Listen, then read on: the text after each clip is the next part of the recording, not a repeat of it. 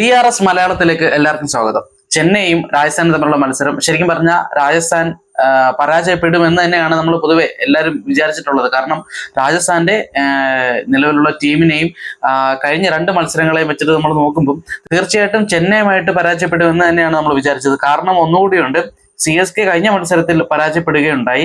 അതുകൊണ്ട് തന്നെ തുടരെയുള്ള പരാജയങ്ങൾ മാക്സിമം CSK ഒഴിവാക്കാറുണ്ട്. അപ്പൊ തീർച്ചയായിട്ടും രാജസ്ഥാനുമായിട്ട് വരുമ്പോഴും രാജസ്ഥാന്റെ ഫോം കണക്കെടുത്തും ടീമിനെ കണക്കെടുത്തും തീർച്ചയായിട്ടും ഈ മത്സരം CSK ജയിക്കും നമ്മൾ വിചാരിച്ചു. പക്ഷേ എല്ലാവരെയും ഞെട്ടിച്ചുകൊണ്ട് നല്ല രീതിയിൽ അധ്വാനിച്ചുകൊണ്ട് തന്നെ ശരിക്കും പറഞ്ഞു കഴിഞ്ഞാൽ CSK മലർത്തി അടിച്ചിരിക്കുകയാണ് രാജസ്ഥാൻ. അപ്പൊ ഈ മത്സരത്തിന്റെ ഒരു റിവ്യൂ ആണ് നമ്മൾ നോക്കുന്നത്. പ്രത്യേകിച്ച് ഇതിനകത്ത് എടുത്തു പറയേണ്ട ചില കാര്യങ്ങൾ മാത്രമാണ് നമ്മൾ പറയുന്നത്. അതിനകത്ത് ഒന്നാമത്തെ കാര്യം, രാജസ്ഥാൻ റോയൽസിന്റെ ബാറ്റിംഗ് പവർ പ്ലേ മികച്ച രീതിയിൽ തന്നെ അവർ എക്സിക്യൂട്ട് ചെയ്തു എന്നുള്ളതാണ്.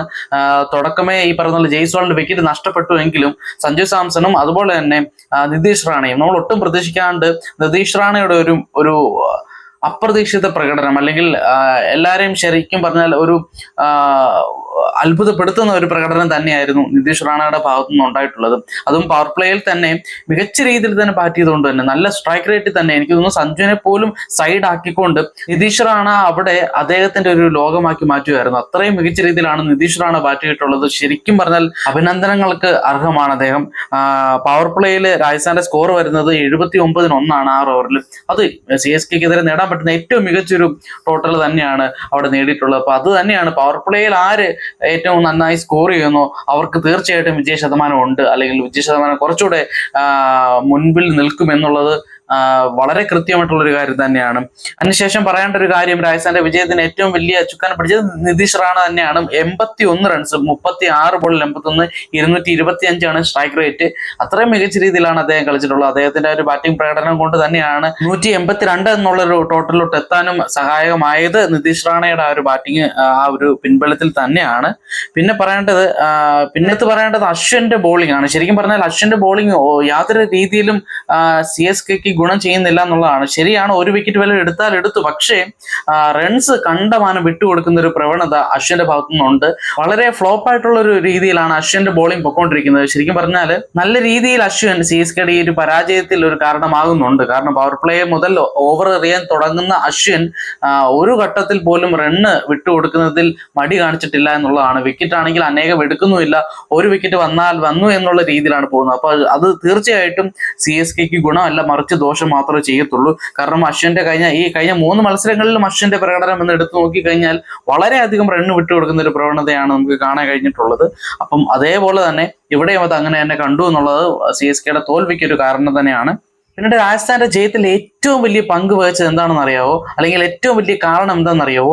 രച്ചിൻ രവീന്ദ്രയെ തുടക്കം തന്നെ ഔട്ടാക്കിയതാണ് ഏറ്റവും പ്രധാനപ്പെട്ട കാരണം. അതുകൊണ്ട് തന്നെയാണ് ഈ പറയുന്ന പോലെ അദ്ദേഹത്തെ 0-ന് പുറത്താക്കിയത് തന്നെയാണ് രാജസ്ഥാന്റെ വിജയത്തിന്റെ പ്രധാന കാര്യം എന്ന് പറയേണ്ടിയിരിക്കുന്നത്. അതുകൊണ്ട് തന്നെയാണ് തമ്മിലിൽ CSK പൊട്ടാൻ ആർച്ചർ മാത്രം മതി എന്നുള്ള രീതിയിൽ നമ്മൾ തമ്മിൽ കൊടുത്തിട്ടുള്ളത്. കാരണം ആ ഒരു വിക്കറ്റിന്റെ പ്രാധാന്യം കഴിഞ്ഞ 2 മത്സരങ്ങളും എടുത്തു നോക്കിയാൽ CSKയുടെ ഈ പറയുന്ന പോലെ ബെസ്റ്റ് സ്കോറിൽ, ഹയസ്റ്റ് സ്കോറിൽ, ഇൻഡിവിജ്വൽ സ്കോറിൽ ഏറ്റവും കൂടുതൽ നിൽക്കുന്നത് ഈ രച്ചിൻ രവീന്ദ്രയാണ്. നിലവിൽ ചെന്നൈക്ക് വേണ്ടി കളിച്ചുകൊണ്ടിരിക്കുന്ന ഈ പറയുന്ന രച്ചിൻ രവീന്ദ്രയും അതുപോലെ തന്നെ ക്യാപ്റ്റൻ ഗേക്വാദുമാണ്. ഗേക്വാദിനേക്കാൾ കുറച്ചുകൂടെ ഈ പറയുന്ന ഡേഞ്ചറസ് ആയിട്ടുള്ളത് രച്ചിൻ രവീന്ദ്രയാണ്. അതുകൊണ്ട് തന്നെയാണ് അദ്ദേഹത്തിന്റെ വിക്കറ്റ് വളരെ പ്രധാനപ്പെട്ടതാണെന്ന് പറഞ്ഞത്.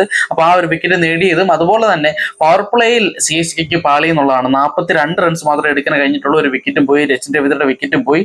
അതാണ് ശരിക്കും പറഞ്ഞാൽ കാരണം. ഇവിടെ പവർ പ്ലേയുടെ വ്യത്യാസം നോക്കിക്കഴിഞ്ഞാൽ രാജസ്ഥാൻ ആണെങ്കിൽ ഒരു വിക്കറ്റ് നഷ്ടത്തിൽ 79 റൺസ് നേടുകയും CSK ആണെങ്കിൽ ഒരു വിക്കറ്റ് നഷ്ടത്തിൽ 42 റൺസ് മാത്രമേ നേടാൻ കഴിഞ്ഞിട്ടുള്ളൂ എന്നുള്ളതാണ്. രാജസ്ഥാന്റെ ബോളിംഗ് ഡിപ്പാർട്ട്മെന്റ് വളരെ നല്ല രീതിയിൽ തന്നെ കാര്യങ്ങൾ കൈകാര്യം ചെയ്തു എന്ന് പറയേണ്ടിയിരിക്കുന്നു. പക്ഷെ എന്തായാലും ലാസ്റ്റ് ഫിനിഷ് ചെയ്യാൻ ധോനി ഇറങ്ങിയത് CSK ആരാധകർക്ക് ഒരു നല്ലൊരു കാഴ്ച തന്നെയായിരുന്നു, സന്തോഷമുള്ള കാര്യം തന്നെയായിരുന്നു. പക്ഷെ അൺഫോർച്ചുനേറ്റ്ലി ധോനിക്ക് ഫിനിഷ് ചെയ്യാൻ കഴിഞ്ഞിട്ടില്ല എന്നുള്ളതാണ്. കാരണം കൃത്യമായിട്ട് പന്തുകൾ എറിഞ്ഞു കഴിഞ്ഞാൽ ധോനിയും മറ്റുള്ളവരെ പോലെ തന്നെയാണെന്നുള്ളതാണ് ശരിക്കും പറഞ്ഞ വാസ്തവം. ധോനി വരുമ്പോൾ കുറച്ചുകൂടെ പ്രഷറുണ്ട്. ഈ പറയുന്ന പോലെ എറിയാനായിട്ട് വരുന്ന ബോളർക്ക് കുറച്ച് പ്രഷറുണ്ട്. അതുകൊണ്ട് തന്നെ കൃത്യതയിലും ലൈനിലും ലെങ്തിലും ഒക്കെ എറിയാനായിട്ട് ആ ടെൻഷൻ കാരണം കഴിയാതെ പോകുന്നു. പക്ഷെ ധോനി ആണെങ്കിൽ നല്ലൊരു ബാറ്റർ തന്നെയാണ്, മികച്ച രീതിയിൽ ഏത് ബോൾ വന്നാലും ഷോട്ട് വായിക്കാൻ കഴിവുള്ളൊരു ബാറ്റർ തന്നെയാണ്. അതുകൊണ്ട് തന്നെ യോർക്കർ അല്ലാണ്ട് വേറെ ഏതൊരു ബോൾ വന്നാലും ഈ പറയുന്ന പോലെ 6 പോകാനുള്ള സാധ്യതയോ അല്ലെങ്കിൽ ബൗണ്ടറി പോകാനുള്ള സാധ്യതയോ കൂടുതലാണ്. അപ്പൊ അതുകൊണ്ട് തന്നെ കുറച്ച് കൃത്യതയോടെ കുറച്ച് ബുദ്ധിയോടെ പന്തെറിഞ്ഞു കഴിഞ്ഞാൽ ധോണിയെയും പൂട്ടാൻ കഴിയുമെന്നുള്ളത് സന്ദീപ് ശർമ്മ തെളിയിച്ച് കാണിച്ചിട്ടുണ്ട്. അതിന് ശരിക്കും പറഞ്ഞാൽ ക്രെഡിറ്റ് കൊടുക്കേണ്ടത് റിയാൻ പരാഗിനെ തന്നെയാണ്. കാരണം അവസാനത്തെ ബോളിംഗ് ചേഞ്ചുകൾ, അവസാനത്തെ 3 ഓവറിലെ ബോളിംഗ് ചേഞ്ചുകൾ, പ്രധാനപ്പെട്ടത് ഈ പറയുന്ന ലാസ്റ്റ് ഓവറിൽ ഈ പറയുന്ന സന്ദീപ് ശർമ്മയ്ക്ക് ബോൾ കൊടുത്തു എന്നുള്ളതാണ്. കാരണം ആർച്ചർ, ലോകോത്തര ബോളറായിട്ടുള്ള ആർച്ചർ അവിടെ നിൽക്കവേ ഈ പറയുന്ന സന്ദീപ് ശർമ്മയ്ക്കാണ് അവസാന ഓവർ 20 റൺസ് ഡിഫെൻഡ് ചെയ്യാനായിട്ട് സന്ദീപ് ശർമ്മയാണ് റിയാൻ പരാഗ് ഏൽപ്പിച്ചിട്ടുള്ളത്. അപ്പൊ ആ ഒരു ഡിസിഷൻ ശരിക്കും പറഞ്ഞാൽ നമ്മളെ സർപ്രൈസ് ചെയ്യിച്ച ഒരു കാര്യം തന്നെയാണ്. കാരണം ആ ഒരു തീരുമാനം എടുക്കാനുള്ള ഒരു ധൈര്യം, അത്രയും ഒരു ലോകോത്തര ബോളറെ മാറ്റി വെച്ചിട്ട് സന്ദീപ് ശർമ്മ ബോളിംഗിൽ മികച്ചത് തന്നെയാണ്, നമ്മൾ അല്ലെന്ന് പറയുന്നില്ല, അതൊന്നുമല്ല നമ്മൾ പറയുന്നതിന്റെ കാര്യവും. പക്ഷെ ആ ഒരു തീരുമാനം ഞെട്ടിച്ചു. കാരണം ഈ പറയുന്ന ആർച്ചന്റെ സമീപകാലത്ത് പ്രകടനങ്ങൾ കൊണ്ടായിരിക്കും. പക്ഷെ ഈ മത്സരത്തിൽ ആർച്ചന്റെ പ്രകടനം എന്ന് വെച്ചാൽ ബ്രില്യന്റ് ആയിട്ടുള്ള ഒരു പ്രകടനം തന്നെയാണ്. 3 ഓവർ എറിഞ്ഞിട്ട് 13 റൺസ് മാത്രമേ വിട്ടുകൊടുത്തിട്ടുള്ളൂ. ഒരു വിക്കറ്റ് നേടിയിട്ടുണ്ട്. ആ വിക്കറ്റാണ് രച്ചിൻ രവീന്ദ്രയുടെ വിക്കറ്റുമാണ്.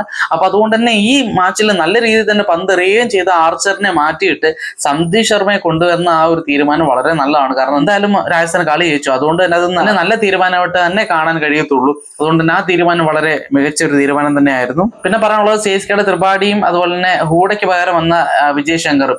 ഹൂഡ ആണെങ്കിലും ഫ്ലോപ്പ് ആയിരുന്നു, ഇപ്പൊ വന്ന വിജയ് ശങ്കർ ആണെങ്കിലും ഫ്ലോപ്പ് ആണ്. ത്രിപാഠി ആണെങ്കിലും വലിയൊരു രീതിയിലുള്ളൊരു ഇമ്പാക്ട് ഉണ്ടാക്കാൻ കഴിയുന്നില്ല. വീണ്ടും ഫ്ലോപ്പ് എന്നുള്ള രീതിയിലോട്ട് പോകുന്നതും CSKയുടെ ടോപ്പ് ഓർഡറിലെ ഈ പറയുന്ന റൺ ഒഴുകുന്നതിൽ ബ്ലോക്ക് ആകുന്ന ഒരു കാര്യം തന്നെയാണ്. അപ്പൊ അതും ഈ CSKയുടെ തോൽവിക്ക് ഒരു കാരണം തന്നെയായിട്ട് നമുക്ക് പറയാൻ കഴിയും.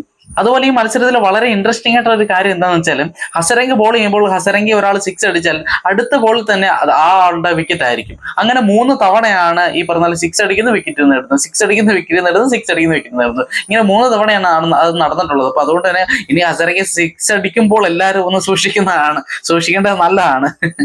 ചുമ്മാ പറഞ്ഞാണ്. അപ്പം അതൊരു ഭയങ്കര ഒരു കൗതുകമായിട്ട് തന്നെ നമുക്ക് തോന്നി. അതുകൊണ്ട് തന്നെ ഹസരംഗയുടെ സ്പെല്ലും നല്ലൊരു സ്പെല്ലാണ്. 4 വിക്കറ്റുകളാണ് അദ്ദേഹം നേടിയിട്ടുള്ളത്. മികച്ചൊരു സ്പെല്ല് തന്നെ എറിഞ്ഞു. അപ്പൊ അതും CSKയുടെ തോൽവിക്ക് കാരണമായിട്ടുള്ള പ്രധാനപ്പെട്ട ഒരു കാര്യം തന്നെയായിരുന്നു. അപ്പൊ ഇതൊക്കെയാണ് ഈ മത്സരത്തിന്റെ പ്രധാനപ്പെട്ട കാര്യങ്ങൾ. CSK അടുത്ത മത്സരത്തിൽ തീർച്ചയായിട്ടും കയറി വരട്ടെ എന്ന് നമ്മൾ പ്രതീക്ഷിക്കുന്നു, ആശംസിക്കുന്നു. അടുത്തൊരു വീഡിയോ ആയിട്ട് നമുക്ക് വീണ്ടും കാണാം.